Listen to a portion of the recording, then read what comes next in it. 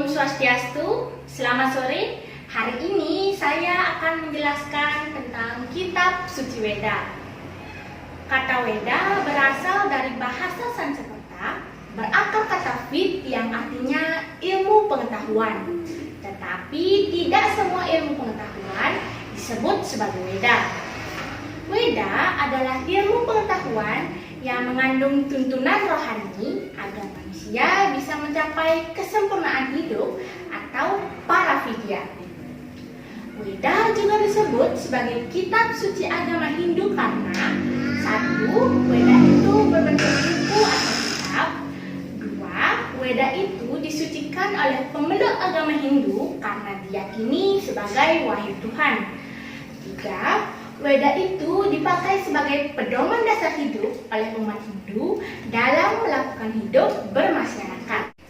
Weda juga disebut sebagai mantra atau puja stuti ketika diucapkan dengan hikmat oleh para sunggih atau pandita, yang sering disebut dengan istilah nge-Weda. Selanjutnya, ajaran suci Weda mengandung dua hal pokok, yaitu satu, sebagai tuntunan hidup manusia. Dua, sebagai ajaran yang relevan sepanjang zaman atau sepanjang masa. Kenapa demikian? Karena Weda itu tidak ada awal dan tidak ada akhir. Adapun nilai-nilai pokok yang terkandung di dalam Weda antara lain sebagai berikut. Satu, pengorbanan, keikhlasan atau yadnya. Dua, kebenaran atau satya. Tiga, kasih sayang atau ahimsa. Empat, kemurahan hati atau daksina. Dan yang kelima, sedekah, punya atau dana. Berdasarkan kitab suci Manawa Dharma Sastra oleh Begawan Manu, kitab suci Weda diklasifikasikan menjadi dua kelompok besar, yaitu Weda Sruti dan Weda Smarti. Weda Sruti adalah Weda yang didengar secara langsung oleh para rsi penerima wahyu.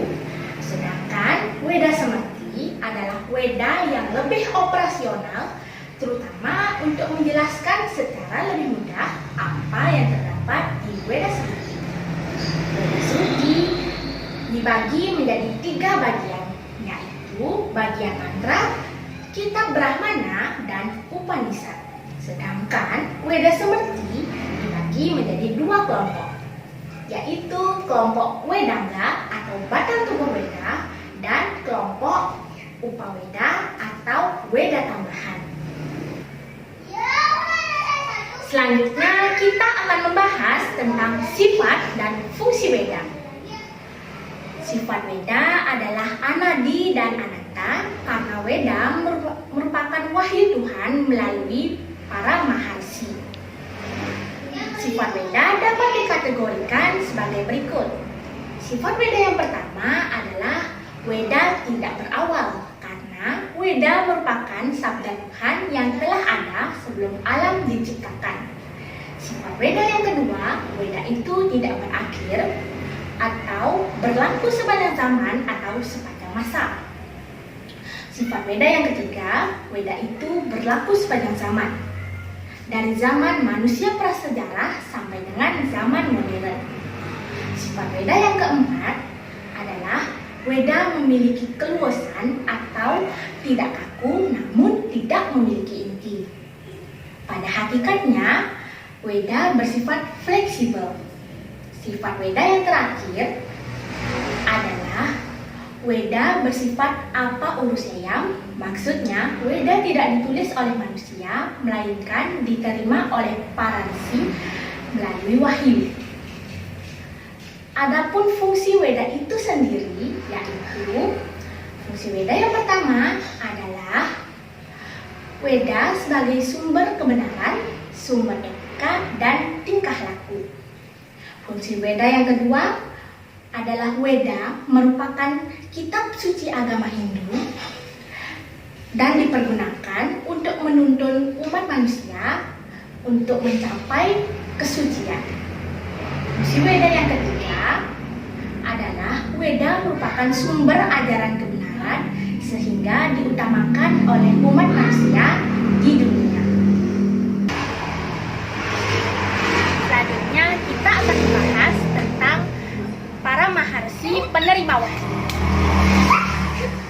Para maharsi penerima wahyu ada 7 dan disebut dengan Sapta Resi.